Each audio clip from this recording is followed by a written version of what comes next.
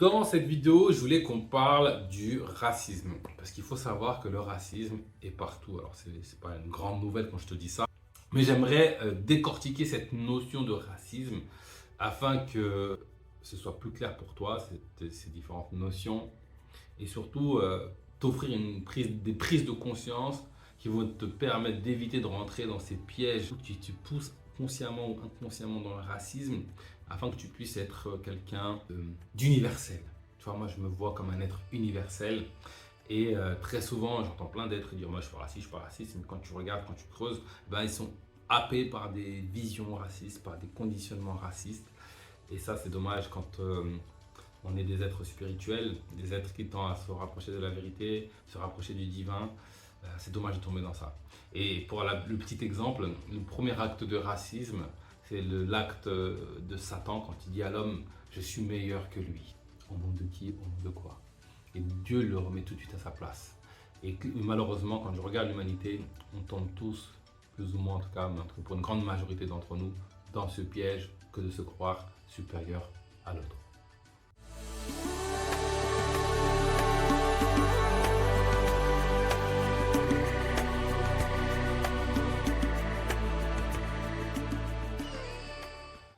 Bonjour, bienvenue dans Enquête spirituelle, la première chaîne qui traite en profondeur des réalités spirituelles. Je m'appelle Bakary Niakhaté. Ici, je te parle de connaissance de soi et du divin, car en s'éveillant sur ces questions que nous, l'humanité, allons bâtir un monde meilleur, nous rapprocher du divin et réussir notre passage sur Terre.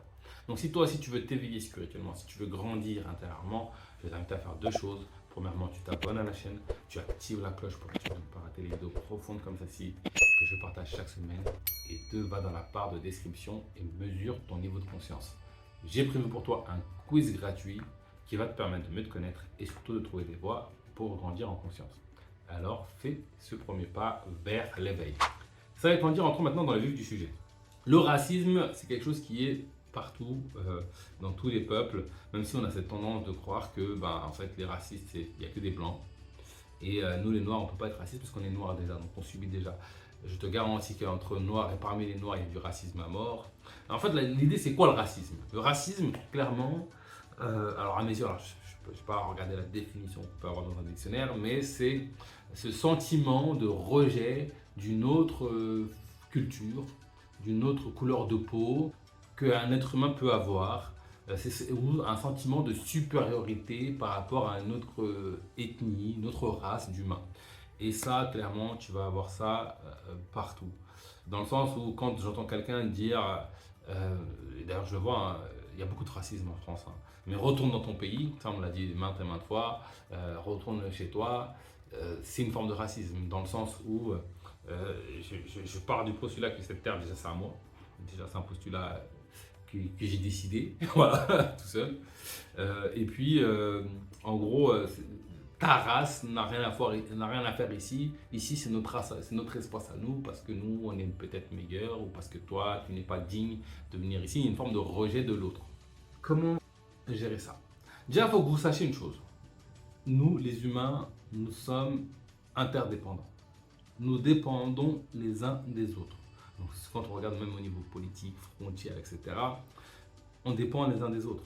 Et tu vois, là aujourd'hui, entre ce qui se passe au Niger, en Afrique, etc., et puis la montée du racisme dans les deux sens, où tu vas avoir les Européens qui vont dire ah, bande de cons, etc. Vous allez voir, avec les Russes, encore pire. Et puis d'un autre côté, tu vas avoir un discours au niveau de l'Europe ouais, mais les immigrés restent chez vous, il n'y a que ceux qui travaillent qui peuvent venir ici en France. Et dans l'autre côté, tu vas voir les Africains, ouais, mon uranium, c'est mon uranium, c'est ma terre, c'est mon truc, c'est mon truc. Les blancs, etc. Alors il y a tout un passif, et donc je peux comprendre ce qui peut nourrir ce genre de sentiment.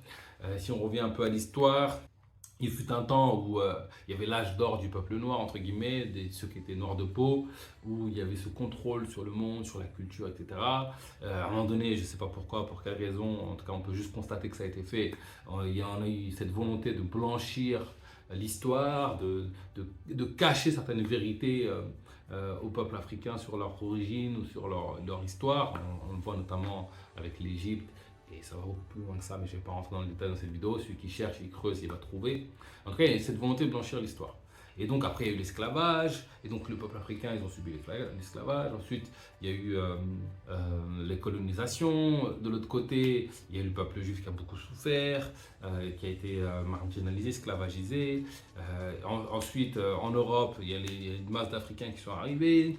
Ça a changé le paysage français. Donc les Français, ils disent merde, mon pain, mon truc.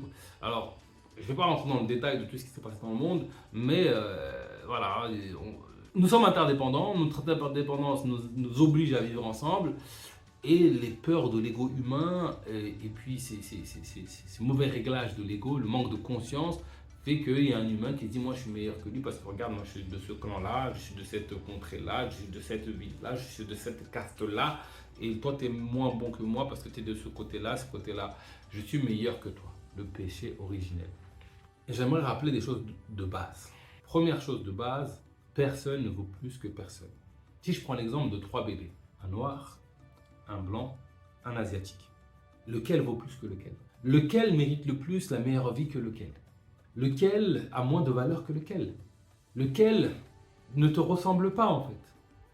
Dans lequel il n'y a pas la même chose qu'il y a en toi dans lequel en fait. C'est-à-dire qu'on est tous pareils. Et en grandissant avec la bêtise de l'ego humain, on va se dire que en fait, le chinois il est meilleur que le noir parce que en fait ça vient d'un besoin de se rappeler qui on est, mais qui est mal pris par l'ego. Dans le sens où chaque être humain a une valeur extraordinaire, infinie, on l'a oublié. Et donc quand je me dis être supérieur à un autre, il y a une partie de mon ego qui se dit voilà, tu vois, la preuve, j'ai de la valeur. Je suis supérieur au peuple noir. T'as vu, moi, je suis supérieur. Regarde, eux, c'est des animaux, c'est des sauvages, et moi, je suis civilisé. Alors, la civilisation, c'est une question de point de vue. Enfin bref, ça, c'est une autre histoire. Il n'y a aucun être qui vaut plus qu'un autre être. C'est-à-dire que chaque humain, si on prend l'image de ces 3 bébés, ils ont chacun une valeur infinie. Ils ont chacun une noblesse infinie. Je veux dire, il n'y en a pas un qui vaut plus que l'autre. Et il n'y a pas de hiérarchie de valeur. C'est peut-être triste ou pas.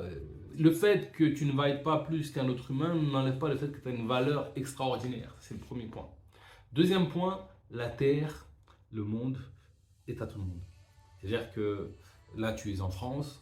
Alors, tu as décrété que c'était chez toi. Je te garantis que ce n'est pas chez toi. Le jour où tu pars, ça sera plus toi. Dans 100 ans, tous les êtres vivants qui sont sur Terre ne seront plus là. Alors, quasiment tous. Allez, dans 200 ans, ils ne seront plus là. Ce sera d'autres personnes qui vont jouir de cette terre. C'est-à-dire que Dieu nous offre de la valeur, de la richesse en abondance, et notre peur de manquer, notre peur de notre ego, fait qu'on va s'accaparer, on va vouloir s'accaparer toutes les richesses. Ça à moi, ça à moi, ça à moi, n'en prends pas, n'en prends pas, n'en prends pas. Et c'est ça qui crée la pénurie dans le monde, et c'est ça qui crée un monde dans lequel aujourd'hui, 1% des gens possèdent 80%, voire 90% des richesses. Quand on se rappelle que Dieu offre en abondance, déjà ça nous ouvre un peu plus à la générosité, au partage et à l'interconnexion. Parce que nous avons besoin l'un de l'autre pour vivre ensemble. Nous avons besoin l'un de l'autre. Tu vois, moi je reprends l'histoire je reprends ce qui se passe en ce moment au niveau de la... Il y a du pétrole en Afrique. Moi si j'ai du pétrole et que je ne l'offre pas à ceux qui ont besoin de pétrole, je garde mon pétrole dans mon pays, quel pour moi. Bon c'est bien, je peux faire vivre d'autres, mais c'est pareil, c'est de l'interdépendance. Mais je veux dire, si tu prends même un individu, j'ai un puits de pétrole à moi. Mais moi, ce pétrole, j'ai besoin de l'échanger pour pouvoir avoir des bananes, pour pouvoir avoir une maison. Et j'ai besoin de l'échanger contre peut-être je sais pas moi, de l'ingénierie, de l'intelligence, des idées, des services, plein d'autres choses. Pareil, en Occident, si j'ai toutes les idées de la Terre, mais que je n'ai pas les matières premières pour pouvoir faire quelque chose, qu'est-ce que j'en fais de mes idées en fait? Si je n'ai pas de la main-d'œuvre ou des matières premières ou des choses, qu'est-ce que j'en fais de nos idées?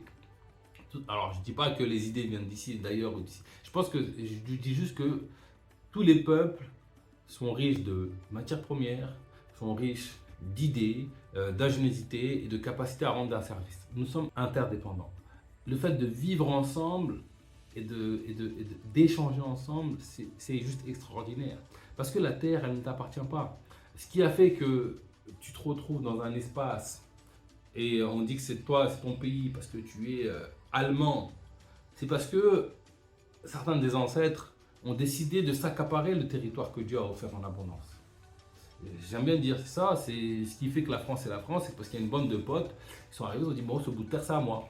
Et comme vous avez des gros bras et des gros muscles, ben, tout le monde s'est dit, bon, ok, moi, je ne lutte pas, je te laisse ce territoire. Et ça a continué, crescendo, crescendo, crescendo. Aujourd'hui, on a des frontières. Et les frontières, c'est quoi? C'est la division. Diviser pour mieux régner. Je ne sais pas si ça vous parle, moi, ça me parle beaucoup. Et donc, qu'est-ce qui se passe? Nous sommes là, le petit peuple, en train de se bagarrer pour un bout de terre, etc., etc. Alors que le monde est d'abondance. Je veux dire, on s'occupe l'esprit sur des trucs futiles, alors que le monde est d'abondance, alors que Dieu offre ses richesses en abondance. Si aujourd'hui il y avait un partage plus équitable de la richesse que le monde offre, il n'y aurait aucun problème dans le monde. Tout le monde pourrait manger à sa faim, tout le monde pourrait répondre à ses besoins. D'ailleurs, quand tu commences à développer ton esprit spirituel, tu te rends compte de ça. C'est-à-dire quand tu as besoin, Dieu te donne. Il ne te laisse jamais tomber. C'est ta peur de manquer qui fait que tu crées le manque dans ta vie, dans ton quotidien et que tu te mets dans une condition compliquée. Mais l'abondance, elle est là. Et ça, je pense qu'il faut se rappeler. Les terres ne sont pas à toi. Le pétrole qu'il y a dans les sols africains n'appartient pas aux Africains. Ils sont à disposition de l'humanité. Le problème, c'est pas qui exploite les terres, c'est le fait qu'une minorité s'accapare le tout. En fait. C'est ça le problème. Le véritable problème, il est là. Donc moi, j'ai envie de dire aux racistes, ouvrez les yeux. Ouvrez votre regard sur le monde, sur votre réalité, sur la condition du monde. Et d'ailleurs, la Bible a montré à maintes reprises, quand tu donnes, tu reçois. Quand tu partages, tu reçois. Il y a un verset dans le Coran qui dit que Dieu fait fructifier les aumônes. Apprenons à partager. Sortons de cet esprit de manque. Apprenons à inter-échanger l'un avec les autres. Et je vous garantis que le monde aurait un tout autre visage. Si demain, nous sortions de ce... Moi, je ne me considère pas français. Ok, j'ai une carte d'identité française, mais je ne me considère pas français. Je trouve ça tellement injuste qu'avec une carte d'identité française, alors je trouve que c'est génial de pouvoir voyager dans le monde, mais je trouve ça tellement injuste que si j'avais une carte d'identité malienne, eh ben, je serais restreint à très peu de pays. Alors que la Terre, Dieu l'a offert à tout le monde. Va demander à une fourmi ou à un animal. Ici, le monde, il est là, il est à tout le monde. On est des locataires de ce monde. C'est injuste de priver l'accès à un espace ou à un autre. C'est complètement injuste. Moi, si j'étais à la tête du monde, mais tout le monde aurait la liberté d'aller où il veut. Après, on a dit, ouais, c'est l'anarchie, nanani, nanani. Quelle anarchie? Je veux dire, c'est ainsi. Le monde s'autorégule. Toujours. Le monde s'est toujours autorégulé. Aujourd'hui, pourquoi ça serait moins l'anarchie aujourd'hui? Comment ça se passe qu'avant? On a les capitales qui sont surpeuplées par rapport à la campagne. Quand il y a trop de monde en capitale, ben, il y en a plein qui s'en vont. Il y a un équilibre qui se fait. Là, aujourd'hui, ce qui fait que certains veulent venir ici, c'est parce que là, il y a plus de ressources qu'ailleurs, dans le sens où il y a beaucoup plus de travail en France qu'en Espagne. Donc les Espagnols ont tendance à venir en France. Et vice-versa. Et aussi une autre manière de gouverner le monde, de s'accaparer les richesses. C'est ça qui fait qu'il y a toutes ces formes d'injustice dans le monde. Tout ça pour dire que quand tu croises quelqu'un dans la vie, dans un pays ou autre, rappelle-toi ceci. Il vaut tout autant que toi. Il est tout autant que toi légitime à jouir de toutes les richesses du monde. Et rappelle-toi également que tu as besoin de lui pour pouvoir vivre. Parce que sans l'autre, quelque part, nous ne sommes rien en fait. Sans l'autre, on se prive d'une grande partie de nous-mêmes. Alors moi, j'aime bien le répéter, tout est un. Mais pour que le un soit, il faut le tout. Et donc, quand tu refuses une partie de l'humanité, parce que blanc, parce que noir, parce que jaune, parce que rouge, tu refuses une partie de toi-même. Et ça te rappelle à toi-même ton manque de connaissance de soi. Parce que chaque personne qui a ce sentiment, ce besoin de se sentir supérieur, ça montre du doigt un manque en lui à combler. Chaque personne qui a besoin de s'accaparer tous les biens, ça montre un manque de confiance en soi, en Dieu et en l'abondance de la vie. Et tout ça, à mes yeux, ça peut se régler dans l'éveil spirituel, dans l'éveil des consciences. Prends conscience de qui tu es, prends conscience du lien que tu as avec l'autre, prends conscience des interactions que tu peux nouer et créer avec beauté avec tous les êtres qui peuplent cette belle planète. La richesse se trouve dans la diversité. En réalité, on a tendance à confondre l'unicité et l'uniformité. L'uniformité est une illusion. Il n'y a rien qui soit dans ce monde uniforme. tout est différent. Je veux dire, tu prends deux êtres, même des jumeaux, ils sont différents. Tu prends deux boulons, si tu creuses et tu regardes au microscope, ils sont différents. La norme de la vie, c'est la diversité. Il n'y a pas deux pareils, c'est comme ça. Et donc il y a des différences plus ou moins grandes. Sache que tu n'es pas... D'ailleurs, on n'est pas si différents ça que l'un de l'autre, hein.